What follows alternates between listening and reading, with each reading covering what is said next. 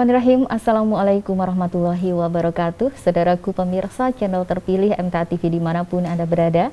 Alhamdulillah senang sekali siang hari ini saya Ida Aisyah bisa hadir di program berbagi ilmu dan manfaat. Dan siang hari ini sangat spesial karena narasumber yang hadir di studio MTA TV datang dari lokasi yang cukup jauh ya, masih di Jawa Tengah tapi sudah di luar kota begitu ya. Nah, beliau ini adalah seorang pendidik atau seorang guru di SMP Negeri 1 Singorojo, Kabupaten Kendal, Jawa Tengah. Selain berprofesi sebagai guru, beliau juga menuangkan berbagai ide, gagasan, pikiran ini untuk menjadi buku.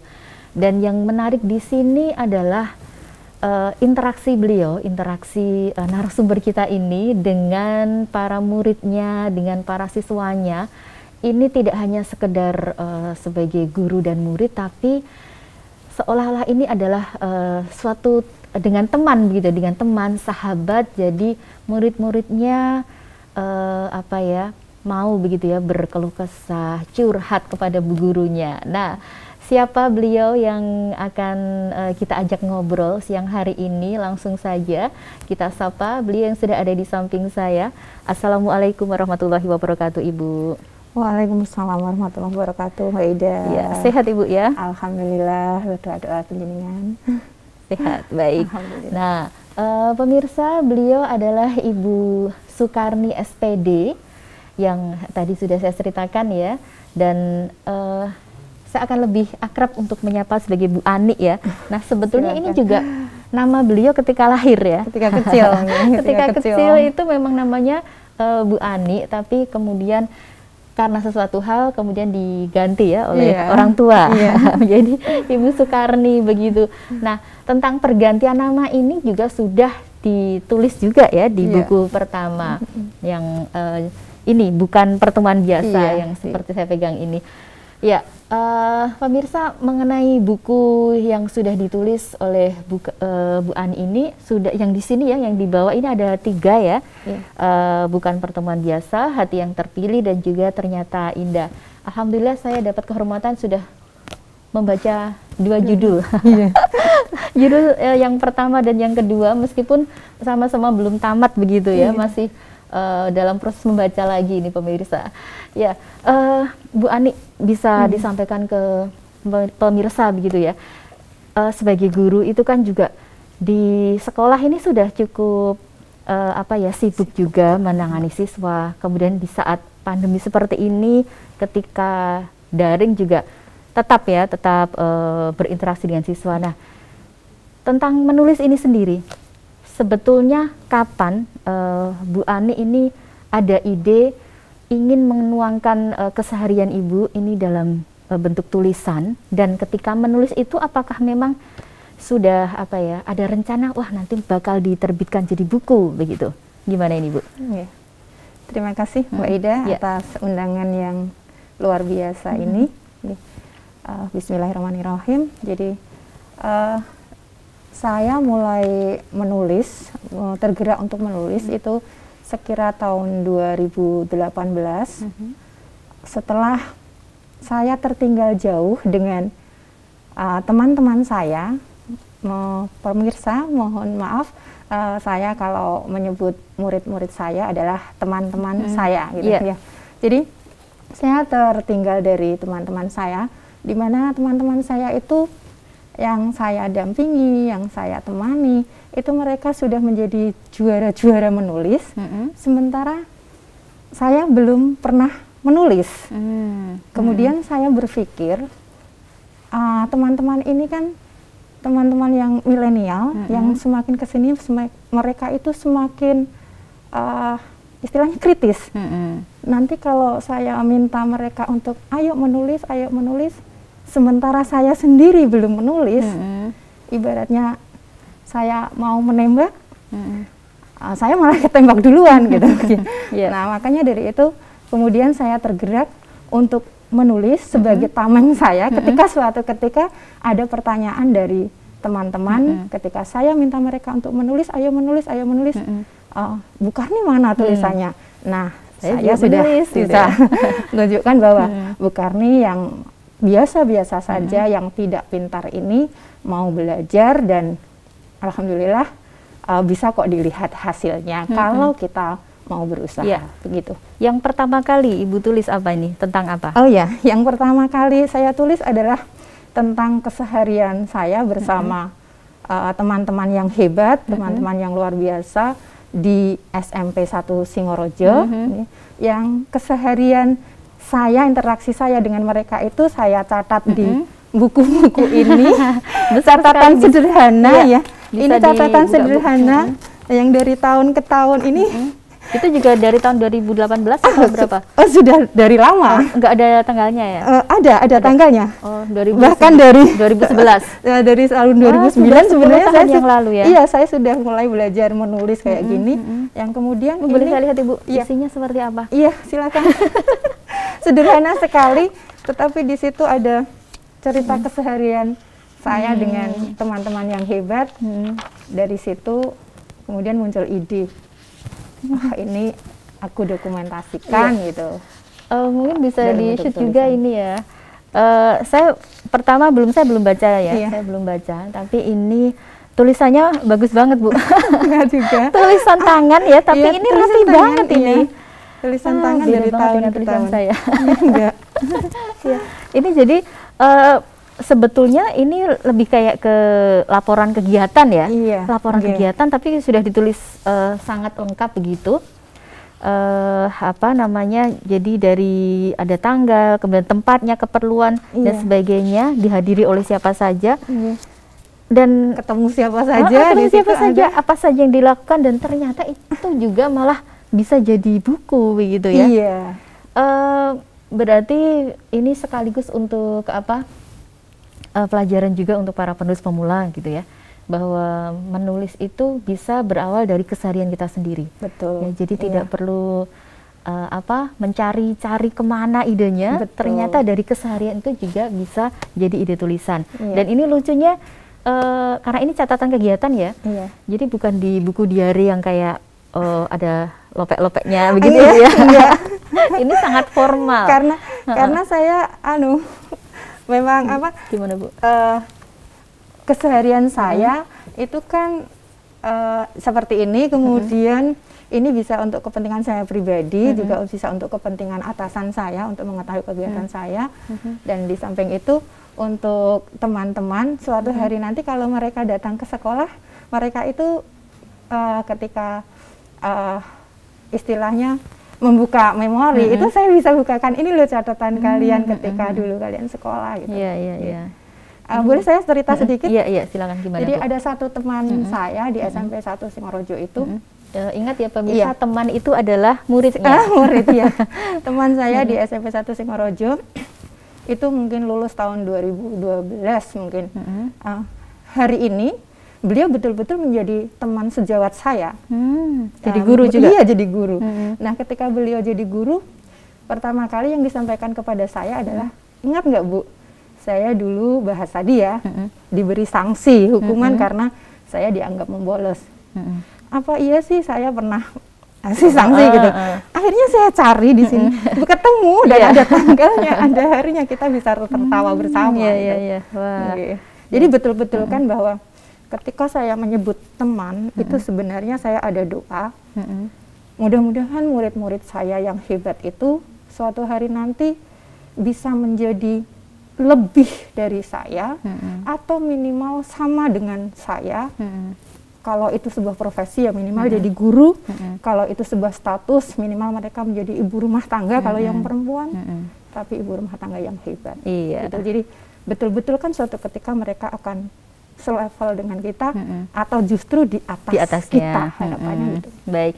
Nah, kembali kalau ke ini ya, ke buku pertama, berjudul Bukan Pertemuan Biasa. Ini di awal-awal ini benar-benar bercerita tentang keseharian Ibu ya ketika kecil ya, bahkan ketika lulus SMP kalau nggak salah Ibu ya. Iya, ketika lulus SMP bingung mau mencari sekolah lanjutan atas. Dan ternyata ketika tinggal di kontrakan atau di rumah kos ya? Iya, di kos. Ini malah kakak kakak di kosnya ini yang bisa memberikan motivasi sehingga Ibu jadi berprestasi. Bisa diceritakan ini, Bu?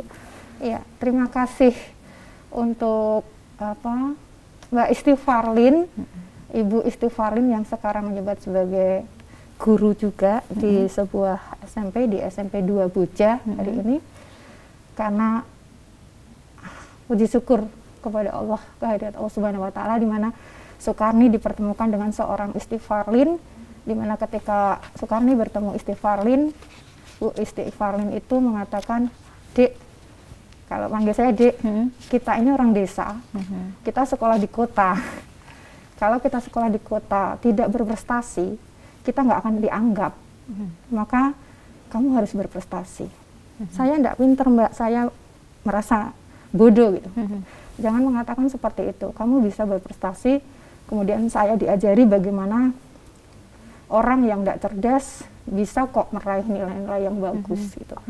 Akhirnya saya diajari bagaimana tekniknya, yaitu yang dikatakan Mbak Istighfarlin adalah kamu baca buku, kamu tulis apa yang kamu baca. Apa yang kamu tulis tadi dibaca lagi, ditulis lagi dengan lebih ringkas. Terus begitu, jadi baca, tulis, baca, tulis, baca, tulis sampai kamu punya intisarinya, dan itu kamu bisa bawa kemana-mana. Alhamdulillah. Ibu juga melakukan itu ya dulunya ya. Nah ini luar biasa pengalamannya, dan bahkan itu memang cerita ketika SMEA itu ya, dulu SMEA dan itu mengantarkan saya masuk ke perguruan tinggi negeri tanpa tes. Nah itu ya luar biasa. Ya, kemudian Ibu tadi ketika menulis itu kan tadi awalnya memang dari keseharian, kemudian ditulis di buku laporan. Nah, kemudian ketika kemudian menulis, ini kan masih menulis di ini ya. Nah, itu apakah sudah ada pikiran untuk menerbitkan jadi buku? Iya, terima kasih Mbak Ida. Jadi ketika saya menulis buku harian ini atau laporan singkat atau sederhana ini, sebenarnya sama sekali tidak terbersit keinginan suatu ketika menjadi buku gitu. Karena ini kan sudah saya awali dari 2009 dan seterusnya. Nah, baru 2018 itu ada diklat penulisan buku gitu yang diadakan oleh komunitas literasi gitu di Semarang. Saya mengikuti. Nah, setelah diklat itu kan ada tugas supaya kita membuat satu karya, dan saya berharap saya mampu, saya bisa untuk itu. Nah, karena saya juga baru pemula, daripada saya mencari-cari ide seperti tadi Mbak Ide bilang, maka saya langsung bongkar ini buku. Saya ambil cerita-cerita yang kemungkinan akan memotivasi, akan menginspirasi teman-teman saya yang lain, murid-murid saya yang lain. Itu yang kemudian melatar belakangi saya untuk menulis buku yang pertama tadi. Jadi ketika menulis ini nggak terbersit untuk dibukukan. Nah, ketika menulis kemudian dari cerita ini saya tulis menjadi buku, memang karena itu tugas dari diklat itu, dan alhamdulillah bisa diterbitkan. Ya. Kemudian ketika proses mengikuti proses menulis dalam rangka mengikuti diklat itu, apakah juga ada mentornya? Iya, ada mentornya. Ada mentornya dari narasumber yang yang semula memberikan materi diklat tersebut. Ya. Kemudian sejauh ini siapa sih Bu sebetulnya sosok yang Ibu rasa ini paling memberikan dukungan kepada aktivitas Ibu dalam menulis?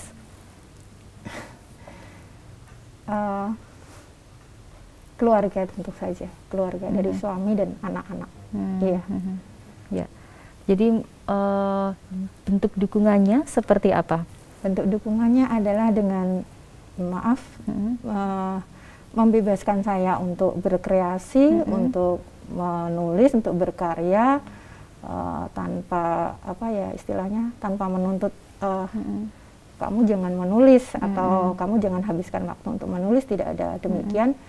Mereka memberikan saya ruang dan waktu untuk berkarya gitu.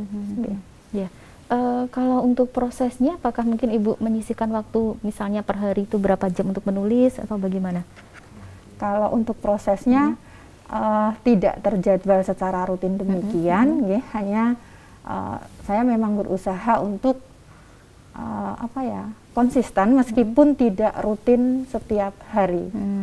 Gitu. Jadi tidak karena kan jadwal kita atau kegiatan kita kan tidak selalu sama dari hari ke hari gitu ya. Jadi hanya menyesuaikan saja jika ada kesempatan saya menulis atau ketika saya moodnya sedang bagus itu, nah itu biasanya semangat banget untuk menulis. Biasanya siang atau malam ini Bu? Atau biasanya, pagi? Saya lebih banyak di sekolah. Oh, nulisnya di sekolah? Lebih banyak di sekolah. Artinya di sela waktu luang, di sela waktu luang, sedang istirahat atau menunggu saatnya pulang, begitu. Biasanya saya gunakan untuk menulis. Baik. Nah, Ibu, mohon maaf nih, tadi kan sosok yang mendukung itu dari keluarga, ya, dari suami dan anak-anak. Kalau sosok itu ada di depan Ibu sekarang, sosok itu ada di depan Ibu, apa yang ingin Ibu ungkapkan? Terima kasih untuk semua kesempatan yang diberikan kepada Ibu, kepada saya untuk berkarya, meskipun karya ini mungkin bagi orang lain adalah sederhana atau mungkin tidak berharga, tapi mereka menghargai dan mengapresiasi karya saya. Gitu. Terima kasih untuk kesempatan yang diberikan kepada Ibu, karena mereka memanggil saya Ibu. Gitu. Baik Ibu. Nah, kemudian Ibu, sesuai tema acara ini adalah guru sahabat siswa ya. Nah, karena dari 2 buku yang sudah saya baca begitu ya, ini banyak sekali yang menceritakan tentang interaksi Ibu dengan teman-teman Ibu ya, dengan murid-murid Ibu. Ada yang misalnya tukang bolos, ada yang hobi merokok, ada yang narkoba dan sebagainya. Dan Ibu ini seorang perempuan begitu ya, dan berani gitu loh, berani mendekati mereka, berani menegur, kemudian bahkan sampai ke rumahnya ya Bu ya. Nah, apa sebetulnya Ibu yang mendorong Ibu sedemikian berani, kemudian sedemikian peduli terhadap mereka? Terima kasih Mbak Ida. Jadi guru itu kan tidak hanya mentransfer ilmu, Di sana juga ada interaksi sosial antara orang yang lebih dewasa dalam hal ini, karena saya seorang perempuan, ibu, dan murid teman-teman saya adalah anak-anak saya, dan mereka itu butuh untuk didampingi, untuk ditemani, untuk didengarkan. Kalau misalnya mereka dianggap nakal, bengal atau sejenisnya, itu kemudian kita tidak mau menyentuh mereka, tidak mau mendekat mereka, tidak mau memeluk mereka, lalu siapa lagi gitu. Jadi saya hanya berprinsip begini, apa yang dari hati mudah-mudahan diterima oleh hati, dan itu benar ternyata kok, ternyata iya. Jadi mereka itu bisa kok disentuh, hanya butuh waktu, butuh proses, butuh ketelatenan gitu. Ada nggak Ibu, jadi dari murid-murid Ibu ini yang ketika didekati itu kemudian melakukan perlawanan secara frontal begitu, entah verbal, entah fisik, atau pernah mengancam Ibu barangkali? Kalau fisik belum, Semoga tidak ya Bu ya? Semoga tidak juga, dan tapi kalau frontal dengan verbal, iya pasti ada, dan pernah ada. Dan itu tidak membuat Ibu gentar? Insya Allah tidak. Lagi-lagi kan karena saya seorang ibu dan dia teman-teman saya itu adalah anak. Insya Allah dengan keyakinan bahwa Ibu, aku ini mengasihi kamu, menyayangimu gitu. Ya tadi apa yang dari hati mudah-mudahan diterima dengan hati. Oleh hati itu insya Allah betul kok. Ya, Ibu, kemudian saya juga penasaran ya. Ketika Ibu mungkin sedang ada pendekatan kepada siswa yang bermasalah begitu. Apakah Ibu juga menceritakan masalah-masalah ini kepada anak-anak, misalnya ke anak Ibu sendiri? Dan apakah pernah misalnya dari anak-anak Ibu ini merasa khawatir dengan kondisi Ibu begitu, mengkhawatirkan, melarang mungkin? Iya. Oke, terima kasih Mbak Ida. Nah, untuk kegiatan saya terkait home visit, pendekatan terhadap teman-teman saya di sekolah itu tidak pernah atau jarang sekali, hampir tidak pernah saya ceritakan kepada anak-anak saya. Sehingga mereka ketika saya menerima ancaman dari teman saya atau temannya teman saya, artinya geng mereka yang ada di luar itu, saya simpan sendiri. Jadi saya simpan sendiri, saya tidak mau membuat khawatir suami maupun anak-anak saya. Ini resiko dari apa yang sudah saya lakukan gitu. Alhamdulillah Allah melindungi kok. Alhamdulillah. Baik, kemudian ini Bu, sebetulnya Ibu terinspirasi dari siapa sih dalam hal ini ya, tadi interaksi dengan siswa, melakukan pendekatan dengan siswa, menjadi sahabat mereka, ini ada nggak sosok yang jadi inspirasi? Panggilan hati saja, Mbak. Panggilan hati saja. Panggilan hati seorang ibu terhadap anak-anaknya, guru dengan teman-teman atau muridnya tadi. Saya prinsipnya begini, sekolah itu kan ibaratnya bengkel. Bengkel itu ada mobil yang bagus diserviskan supaya tetap bagus, tapi kan juga ada yang rusak, ada mengalami masalah. Lah kalau kemudian yang rusak-rusak atau yang ada masalah tadi kemudian kita tidak terima atau kita tidak welcome kepada mereka, lalu mau kemana mereka ini atau dengan siapa mereka itu gitu. Jadi hanya itu, sederhana itu. Baik. Nah, salah satu bagian yang saya baca di buku pertama Ibu yang bukan pertemuan biasa, ini ada cerita tersembunyi di balik jeruji. Nah, ini saya tertarik ini karena ini ada seorang siswa ya. Ini tertulis bernama Tony. Ini nama asli atau bukan, Bu? Samaran ya. Ketika saya mau terbitkan itu, awalnya saya mengetiknya nama asli, kemudian dia merasa tidak percaya diri. Jadi waktu itu dia pakai nama samaran aja, bukan saya tawari mau pakai nama samaran atau nama asli. Samaran aja gitu. Setelah dia tahu jadinya seperti ini, dia justru pengennya nama asli. Nama asli. Tapi gitu. Udah terlanjur ya? Iya, sudah terlanjur. Ya. Baik, kita sebut aja Tony ya di sini. Jadi Tony ini bisa dikatakan apa, Bu? Tukang bolos atau apa, Bu? Narkoba? Maaf Tony. Dulunya Tony ya ini lengkap Tony lengkap. Bahkan saya diajak, ketika dia bolos, saya diajak kejar-kejaran dan saya tertinggal. Tapi kena batunya dia, kena razia. Iya, lengkap Tony. Iya, ini ya. Lengkap.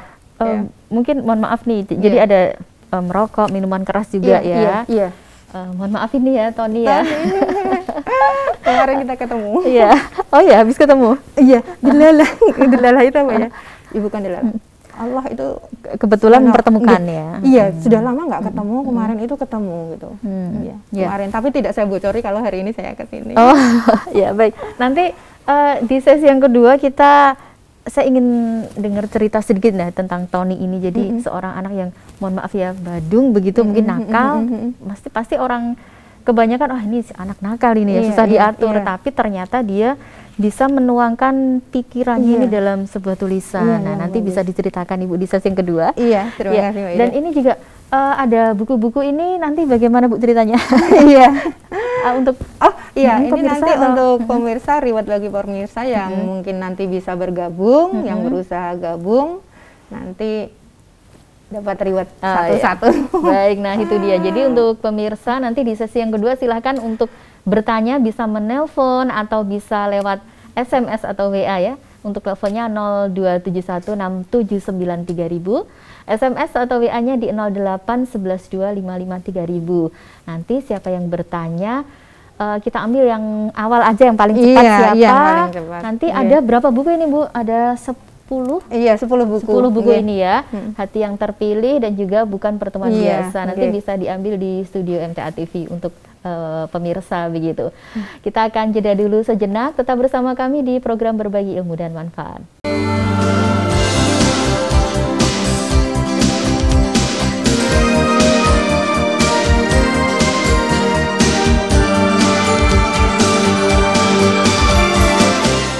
Ya baik pemirsa, kembali di program Berbagi Ilmu dan Manfaat, masih bersama saya Ida Aisyah dan juga Ibu Sukarni SPD, seorang penulis dan juga pengajar.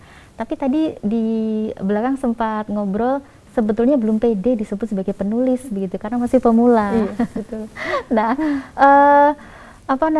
pemula tapi saat ini sudah 5 buku ya Bu 4, ya? Yang sudah terbit 4. Yang terbit 4, ya, kemudian yang kelima masih proses menulis. Ya, nah itu dia. Menurut saya itu sudah bukan pemula lagi. Sudah banyak buku yang diterbitkan begitu ya. Apa namanya, ini mungkin bisa disampaikan dulu Ibu.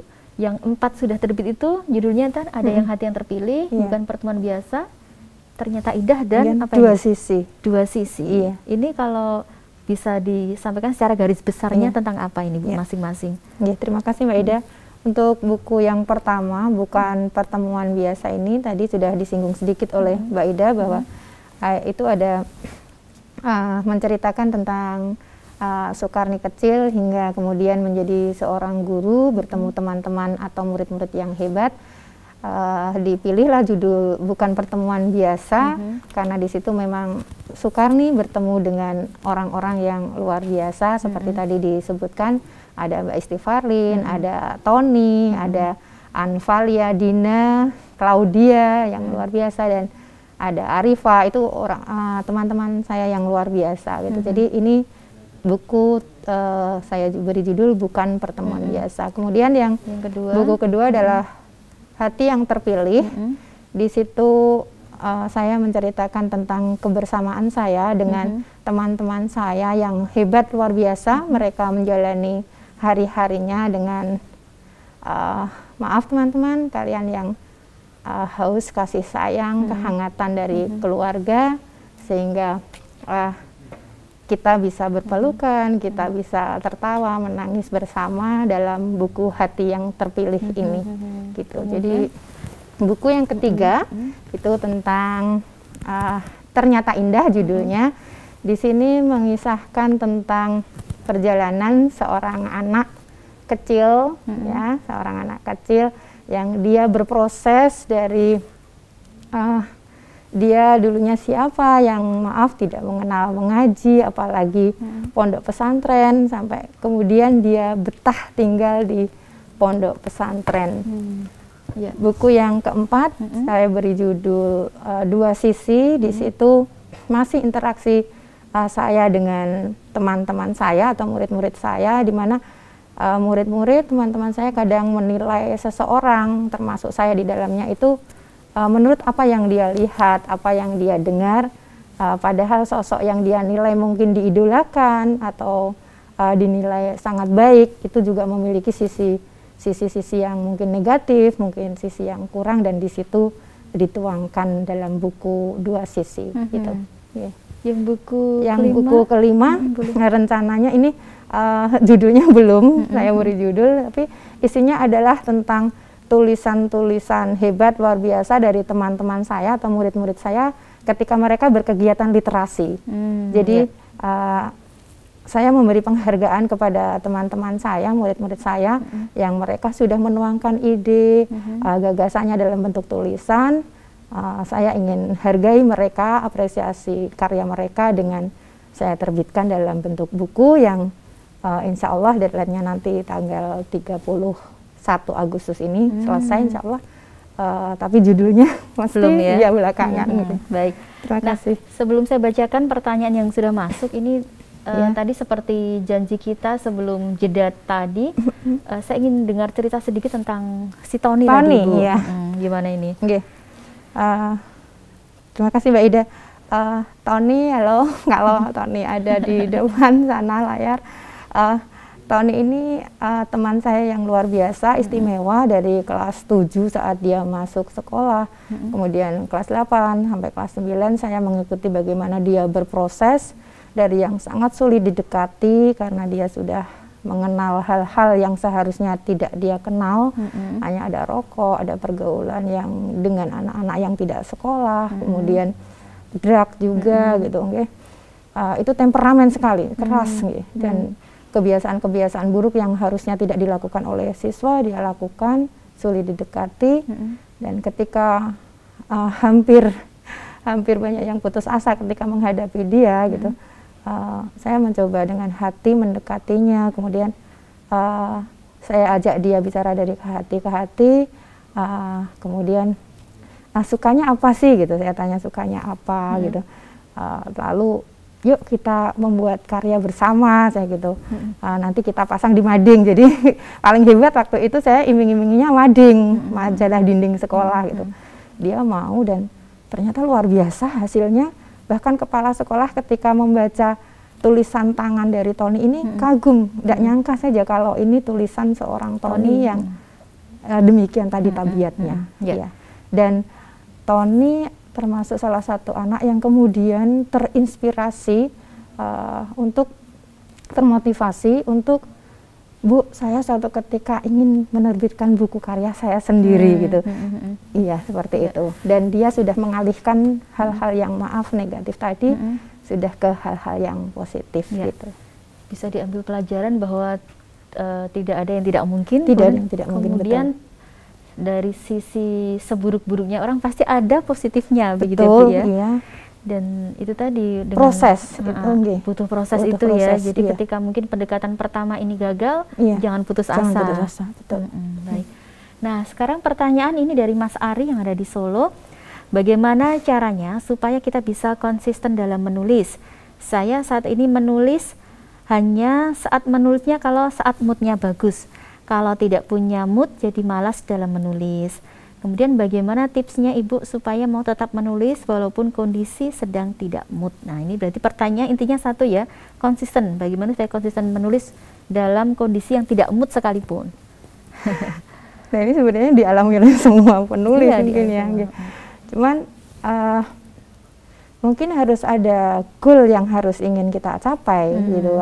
Kalau kita menulis sekedar mensewu hanya menulis dan kita tidak mempunyai target untuk apa akan ada hasilnya atau tidak, ya mungkin kita akan berhenti ketika tidak mood. Tetapi ketika kita mengawali menulis, kita punya tujuan, tulisanku ini, tulisan saya ini mau saya gunakan untuk apa gitu. Ketika itu ada, insya Allah ketika tidak mood pun ini harus tetap harus terselesaikan gitu kan. Iya, karena memaksa diri. Kalau hanya menulis seperti buku harian seperti saya tadi kan saya bisa mau menulis atau tidak, tetapi ketika kita mengawali menulis sesuatu yang memang kita harus selesai, kita punya tujuan tertentu supaya kalau kita berbagi ilmu ya, ilmu ini hendaknya berkah. Kalau berkah itu berarti memberikan kepuasan kepada kita sendiri. Dan kemudian ilmu ini apa yang akan kita tulis mudah-mudahan bermanfaat. Itu adalah memberikan kebahagiaan kepada orang lain. Jadi ada manfaat bagi diri sendiri adalah kepuasan tujuannya, kemudian itu keberkahan ilmu menurut saya, kemudian kemanfaatan ilmu adalah ketika hasil karya kita itu membahagiakan juga, menyenangkan atau menginspirasi atau memotivasi, mengubah seorang jadi lebih baik ya. Iya juga. Iya, menyebarkan virus yang baik-baik, virus kebaikan ya. Iya, jadi ada tujuan yang ingin kita capai dari ketika kita mengawali menulis. Kalau tanpa tujuan itu ya mungkin ya, kalau saya rasanya nggak akan mungkin selesai menulis itu.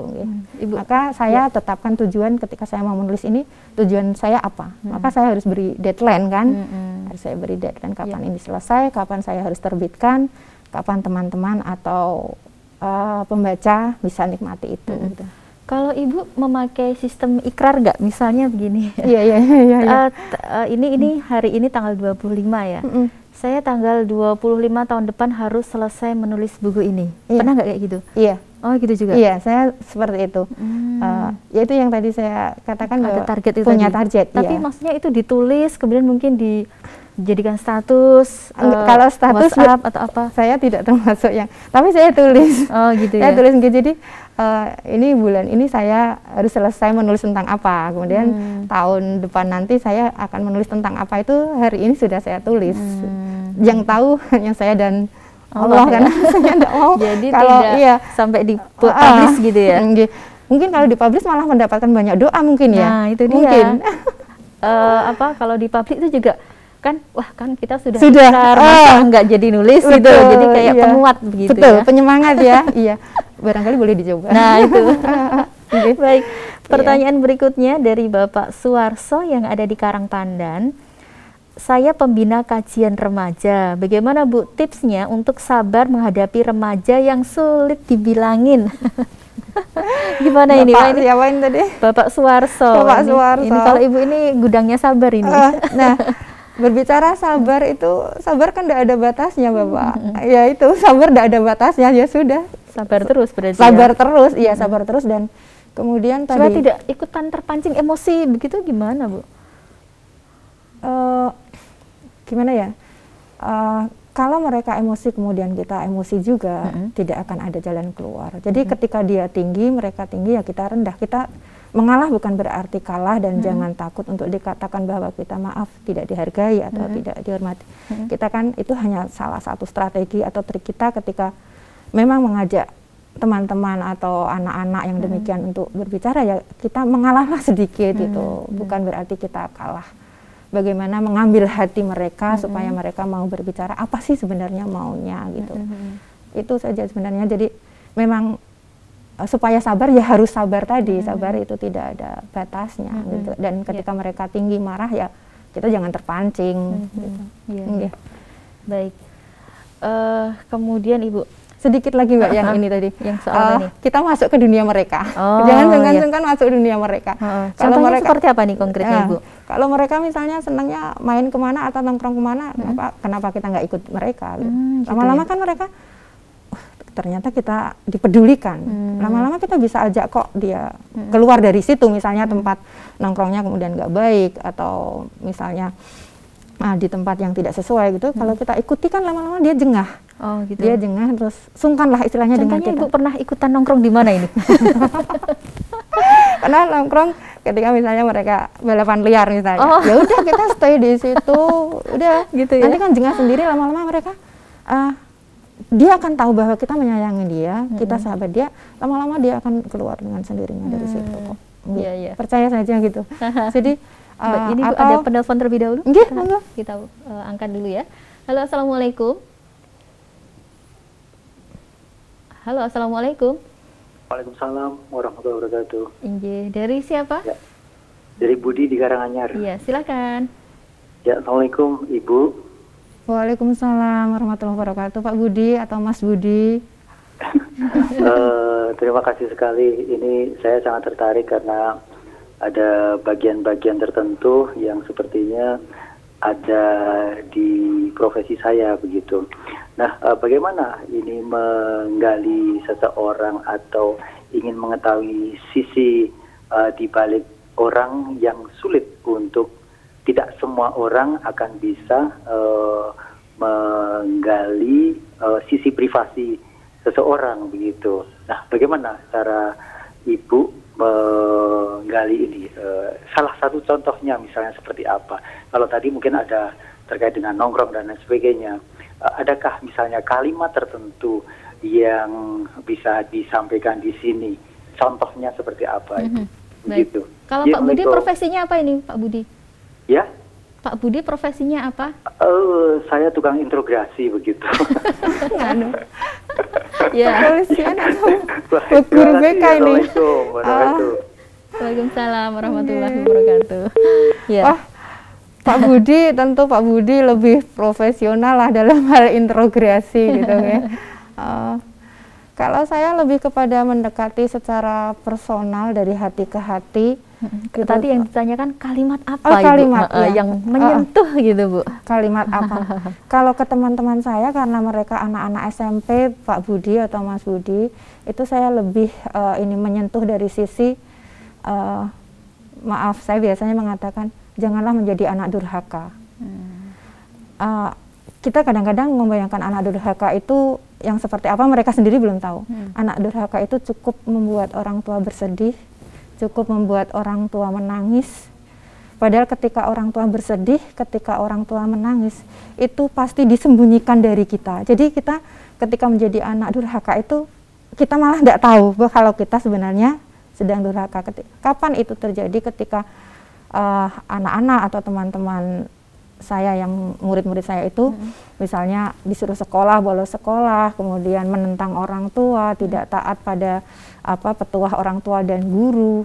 Itu saya menyentuhnya dengan janganlah menjadi anak durhaka, karena anak durhaka itu akan disegerakan hukumnya, begitu. Saya menyentuh dari sisi itu, dan saya beri contoh-contoh nyata yang memang saya pernah lihat, pernah alami tentang contoh-contoh anak-anak yang maaf membuat sedih orang tua, kemudian membuat orang tua menangis, itu Allah itu benar-benar kemudian memberikan pelajaran begitu. Dari sisi itu ada yang tersentuh selain dari tadi menggali apa maunya dia senangnya apa, kita dukung, kita support gitu. Gitu Pak Budi, Mas Budi. Baik, terima kasih, ini jawabannya Ibu. Ada pertanyaan lagi, kali ini dari Mas Firna yang ada di Boja Kendal, Ibu. Oh iya, Mas Firna. Teman ini kayaknya. Iya. Teman juga ini. Karena murid dulu. Oh gitu. Oh ya. Iya. Ibu, dari buku yang sudah dibuat, apakah ada kemauan untuk difilmkan atau didokumenterkan? Nah, ini satu dulu dijawab, Bu. Mas Firna, terima kasih. Ini mimpi saya, Mas Firna. Mimpi dari seorang guru yang biasa-biasa saja. Teman-teman dari teman-teman yang luar biasa itu saya pengen banget kalau ada yang kalau ada sampai yang tertarik kemudian untuk membuat dokumenter dalam memvisualkan dalam bentuk film. Baik. Iya. Ya, ini di-cut di-cut dulu pertanyaan untuk dari Mas Firna. Coba kita buka untuk penelpon. Assalamualaikum. Waalaikumsalam warahmatullahi wabarakatuh. Mohon maaf, sepertinya saya masih belum puas ini. Oke. Dari Pak Budi. Pak Budi, ya. Iya. Ayo Pak Budi. Iya, begini Ibu sebagai seorang guru sudah terbiasa, sudah sangat terbiasa dengan profesi menyampaikan kepada anak didik. Dan itu sepertinya lebih mudah, mohon maaf ya, kalau saya salah. Iya. Apakah itu juga terkondisikan dengan putra sendiri, begitu? Saya ingin, saya sangat mungkin mudah menyampaikan ini kepada orang lain, tapi bisa jadi kepada anak saya sendiri sulit. Nah, ini bagaimana triknya ketika itu terjadi pada anak sendiri? Begitu Ibu. Assalamualaikum warahmatullahi wabarakatuh. Waalaikumsalam warahmatullahi wabarakatuh. Terima kasih Pak Budi. Betul sekali apa yang Bapak sampaikan tadi, bahwa memang lebih mudah atau ya lebih mudah dan terkondisi ketika kita sebagai guru menyampaikan sesuatu kepada anak didik kita atau murid-murid kita, tapi betul Pak Budi, kepada anak-anak kita sendiri kadang lebih sulit. Nah, insya Allah kepada anak-anak saya sampaikan apa yang memang harus saya sampaikan. Berikutnya saya berserah diri kepada Allah untuk selanjutnya hasilnya. Setidaknya kita membekali mereka dengan pendidikan yang baik yang semampu kita berikan untuk anak-anak kita, begitu. Baik. Dan sepertinya kalau dua putra Ibu ini penurut semua ini, Bu. Sepertinya. Alhamdulillah sampai hari ini. Semoga begitu seterusnya Ibu ya, mudah diatur begitu. Pertanyaan lagi yang tadi disambung dulu dari Mas Firna. Iya. Apakah ada peran orang tua ketika menyelesaikan masalah murid? Dan apa pesan yang bisa diberikan kepada orang tua setelah sering menyelesaikan permasalahan remaja? Ya, terima kasih sekali, masih dari Mas Firna ini. Iya. Oh ya, makasih Mas Firna. Betul sekali, peran orang tua sangat penting banget. Jadi ketika ada murid yang bermasalah, ada siswa yang bermasalah, itu tidak mungkin pihak sekolah sendiri yang menyelesaikan, tidak mungkin. Pasti harus ada dukungan dari pihak keluarga. Dan setiap usaha itu ada yang berhasil, ada yang belum, dan itu juga sangat tergantung dari pihak keluarga juga, gitu. Ada Mas Firna, peran penting dari orang tua sangat besar. Baik, satu lagi pertanyaan dari Mas Firna, kenapa kita harus membaca buku-buku ini, Bu? Apakah ada target pembaca secara khusus? Iya, terima kasih Mas Firna. Mengapa saudara-saudara, teman-teman yang sedang berjuang di luar sana, anak-anak yang masih sekolah, itu perlu membaca buku ini? Karena menurut saya pribadi, karena saya sebagai penulis, buku ini cukup menginspirasi, sangat memberi motivasi kepada mereka semua yang sedang berjuang untuk berproses menjadi lebih baik. Sekali lagi, saya menyampaikan bahwa dalam buku-buku ini adalah bentuk dari visualisasi dari anak-anak yang sedang berproses, dari anak-anak yang sedang berproses untuk menjadi lebih baik, begitu yang ingin saya sampaikan dari buku ini. Dan tidak ada yang tidak mungkin jika ada kemauan, tidak ada yang tidak mungkin jika ada kemauan, begitu. Ya, baik. Satu lagi, semoga waktunya cukup Ibu. Ya. kurang dari 5 menit. Ibu mau perkenalkan, sebut saja Sun dari Sragen. Motivasi Ibu mengambil tema menulis buku dengan menggandeng anak-anak didik dan juga siapa saja yang mensupport Ibu dalam pembuatan buku ini. Ya, motivasi saya menggandeng anak didik karena kebetulan, ya tidak kebetulan juga sih, memang profesi saya seorang guru. Di sekolah itu ada kegiatan literasi, juga sering ada kegiatan lomba tentang kepenulisan, di mana saya sering ya meminta anak-anak untuk menulis. Nah, kalau kita tidak terlibat di dalamnya, maka kita sulit untuk menggerakkan anak. Istilahnya kita memberi contoh terlebih dahulu supaya mereka mau bergerak. Kemudian yang kedua tadi, apa tadi ya? Sebentar. Siapa saja yang mensupport Ibu dalam pembuatan buku? Iya, yang mensupport saya dalam pembuatan buku tadi adalah keluarga saya dan ada supporter, motivator saya yang terhebat yang dia tidak pernah mau disebutkan namanya, tetapi selalu ada di semua karya saya, begitu. Terima kasih motivator, supporterku. Baik. Ada nggak ini cita-cita Ibu yang belum tercapai saat ini yang ingin Ibu wujudkan? Iya, cita-cita yang ingin saya wujudkan adalah saya ingin ada salah satu siswa atau 2 siswa saya yang juga tadi mewujudkan cita-citanya untuk menerbitkan. Jadi karena menerbitkan buku, karena sudah ada beberapa siswa, lebih dari 4 siswa yang sudah menanyakan kepada saya, Bu, saya ingin menerbitkan buku karya saya, tolong dibantu gitu.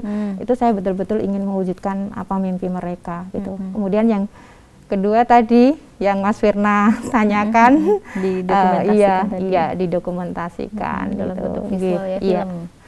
Kalau yang ketiga atau jauh sebenarnya adalah kalau bisa menembus penerbit mayor ya, kalau bisa itu nomor sekian lah. Untuk impian semua penulis Ibu ya. Iya. Baik Ibu, ini tidak terasa waktunya sudah tidak mencukupi lagi, tapi sedikit aja Bu, closing statementnya silahkan. Terkait kepenulisan bisa terkait interaksi siswa dan guru. Iya. Untuk kepenulisan, menulis itu adalah ibadah, menulis itu adalah sebuah kebaikan, maka tidak ada salahnya untuk mencoba menulis, dan jangan takut salah ketika menulis, karena kesalahan yang sesungguhnya adalah ketika kita benar-benar tidak mau memulai mencoba. Itu. Ya. Kemudian untuk interaksi guru dan murid, kalau saya pribadi adalah menjadikan diri kita sebagai apa saja bagi mereka, bagi orang tua, jadi teman, jadi sahabat, jadi apapun bagi mereka gitu. Baik. Atau orang tua. Gitu.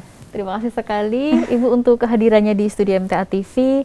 Sangat bermanfaat dan semoga jadi inspirasi untuk semuanya Ibu ya. Sukses selalu, sehat terus Ibu ya. Terima kasih. Baik, Assalamualaikum warahmatullahi wabarakatuh. Waalaikumsalam warahmatullahi wabarakatuh. Ya, baik pemirsa, akhirnya sampai di sini ya perjumpaan kita di program Berbagi Ilmu dan Manfaat. Dan tadi untuk Anda yang sudah menelpon maupun bertanya lewat WhatsApp, nanti bisa menghubungi lagi nomor yang sama untuk konfirmasi nama begitu ya, nama lengkap begitu dan alamat.